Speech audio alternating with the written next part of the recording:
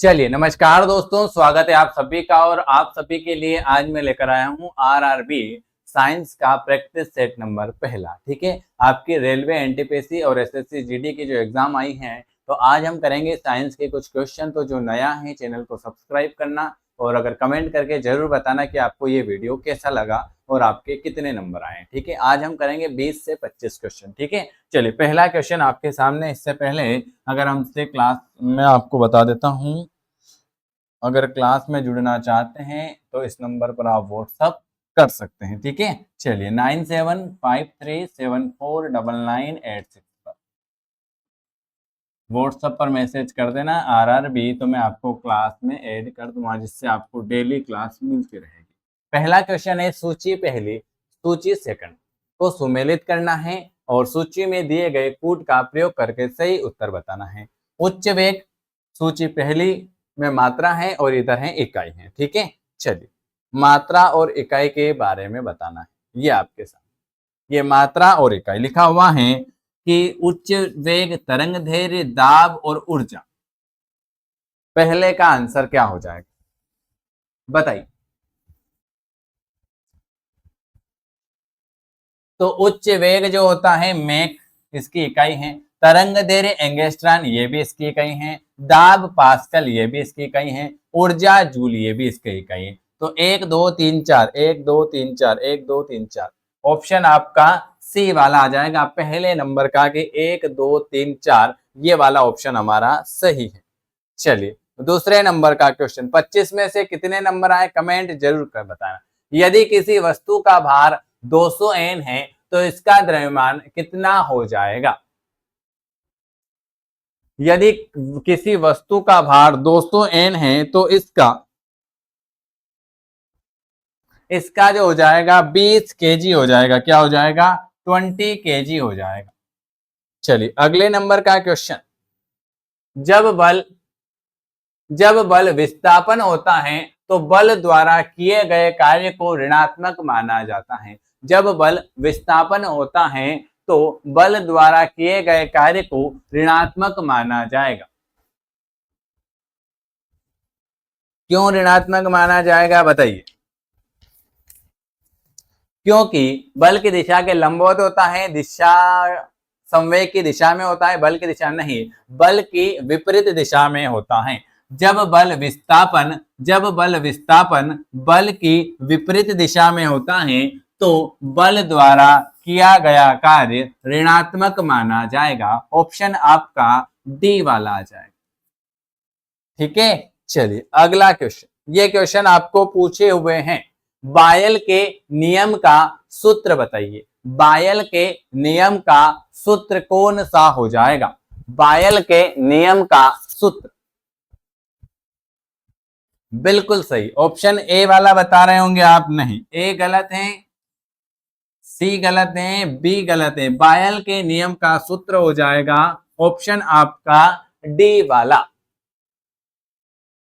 चलिए कम समय में ज्यादा क्वेश्चन करने हैं अपन को। ठीक है, एक अवतल दर्पण सूर्य के सामने इस तरह से रखा गया है कि सूर्य की किरणों का अभिसरण दर्पण के मुख्य अक्ष पर 5 सेंटीमीटर दूर एक बिंदु पर होता है। अब यदि 3 सेंटीमीटर लंबी एक मोमबत्ती को दर्पण के मुख्य अक्ष पर 10 सेंटीमीटर की दूरी पर रखा जाए तो मोमबत्ती का प्रतिबिंब कितना दूर बनेगा?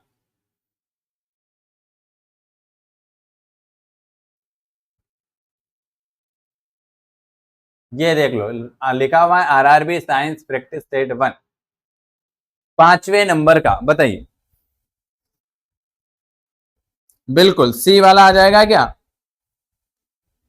बिल्कुल आपका सी आ जाएगा, 10 सेंटीमीटर।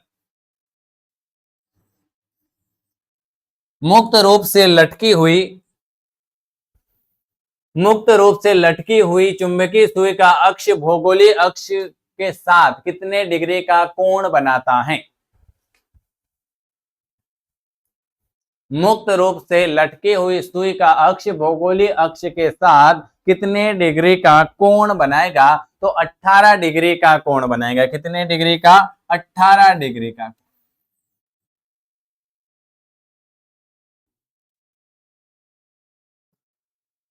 ये थोड़ा सा दिक्कत है आंसर में। एक तत्व का इलेक्ट्रॉनिक विन्यास 1s2 2s2 2p6 3s2 3p3 है, तो आवर्त सारणी में उस तत्व के ठीक नीचे तत्व की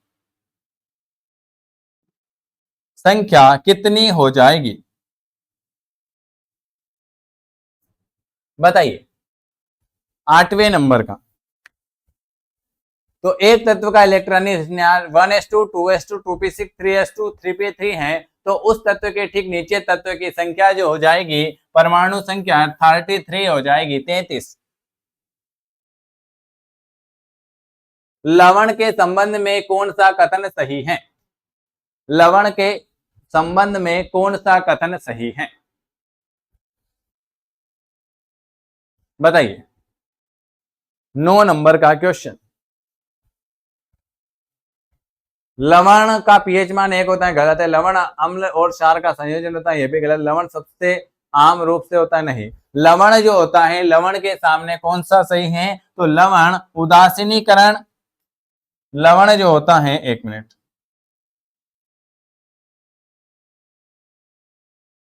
लवण उदासीनीकरण अभिक्रिया द्वारा अम्ल और क्षार संयोजन से बनता है, ये लवण के बारे में सही हो जाएगा, डी वाला।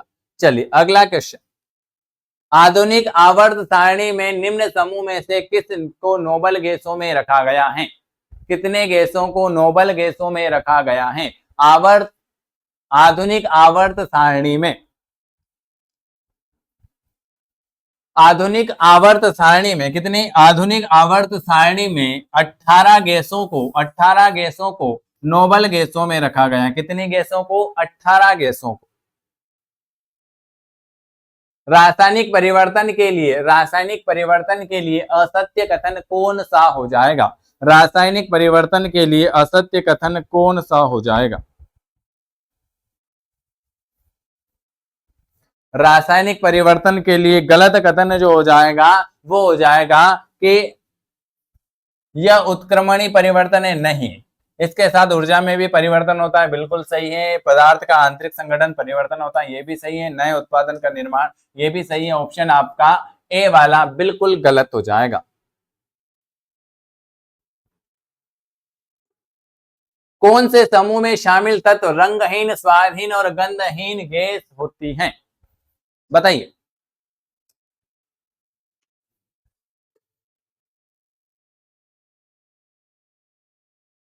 Very very good. 12 नंबर का क्वेश्चन। कौन से समूह में, बिल्कुल शून्य समूह में, कौन से समूह में शामिल तत्व रंगहीन, स्वादहीन और गंधहीन हो जाती हैं? तो शून्य समूह आ जाएगा। सामान्य फिटकरी बताइए भाई, आपकी सामान्य फिटकरी है। Very good. सामान्य फिटकरी जो हो जाएगी, वो हो जाएगी K2SO4Al2SO4 324H2O। ऑप्शन आपका ए वाला आ जाएगा, सामान्य फिटकरी। कौन सा युग्म सही सुमेलित नहीं है? कौन सा युग्म सही सुमेलित नहीं है? 14 नंबर का।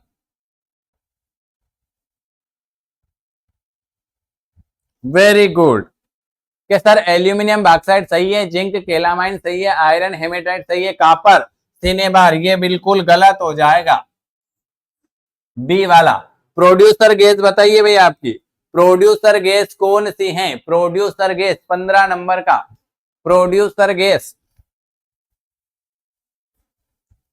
Very good. CO तथा N2 का मिश्रण, क्या प्रोड्यूसर गैस C2CO तथा N2 का मिश्रण, ये है आपकी प्रोड्यूसर गैस। चट्टानों के अध्ययन को आप क्या कहते हो? चट्टानों का जो अध्ययन है वो क्या कहलाता है? चट्टानों का अध्ययन,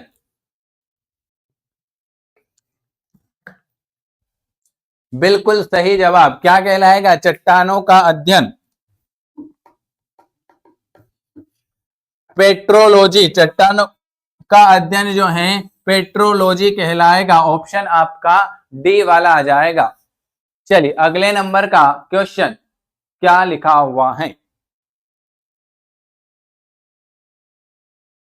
किसी को कोई दिक्कत नहीं होनी चाहिए। मुझे कमेंट जरूर करना कि सर वीडियो कैसा लगा। कौन सा सरल स्थायी उत्तक नहीं है? सरल स्थायी उत्तक कौन सा नहीं है? तो देखो, जीवितक, जाइलम और कोलेन काइमा या स्केलेरन काइमा, बताइए। जाइलम नहीं है स्थायी उत्तक। चलिए, भोजन के पाचन में शामिल जटिल प्रक्रियाओं का सही क्रम। भोजन के पाचन में शामिल तो अंतर्ग्रहण करना, पाचन करना, अवशोषण करना, स्वांगीकरण करना और निष्कासन करना। बी वाला आ जाएगा इसका भी। ठीक है, चलिए।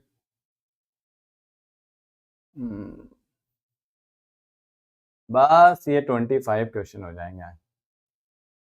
परागकण, परागकण कैसे होते हैं? परागकण कैसे होंगे?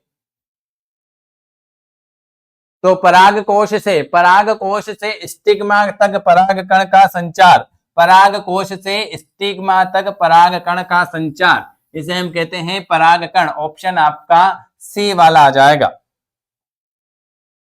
ब्रायोफाइडा पादप सामान्यतः किसमें पाए जाएंगे? ब्रायोफाइडा पादप सामान्यतः किसमें पाए जाएंगे?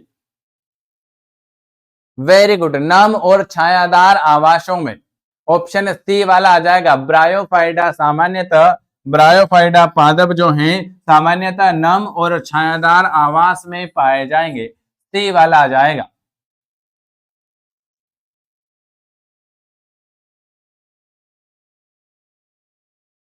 चेचक के टीके की खोज किस भाई साहब ने की थी? चेचक के टीके की खोज किसने की थी? ये तो सभी को पता है कि सर चेचक के टीके की खोज एडवर्ड जेनर भाई साहब ने की थी। चलिए, किस विटामिन की कमी के कारण रतौंधी रोग होता है? रतौंधी रोग किस विटामिन की कमी के कारण होगा?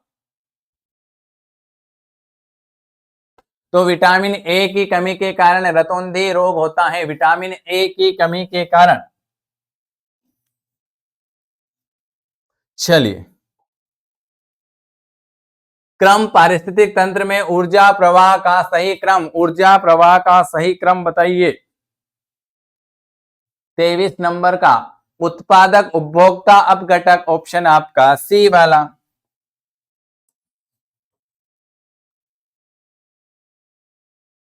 कंप्यूटर में निम्नलिखित में से कौन सा कथन गलत है और लिंकस क्या है? चलिए, 24। तो कंप्यूटर यह अप्रतिबंधित ढंग से अपनी सूचना तक पहुंचता नहीं भाई, ये तो गलत है।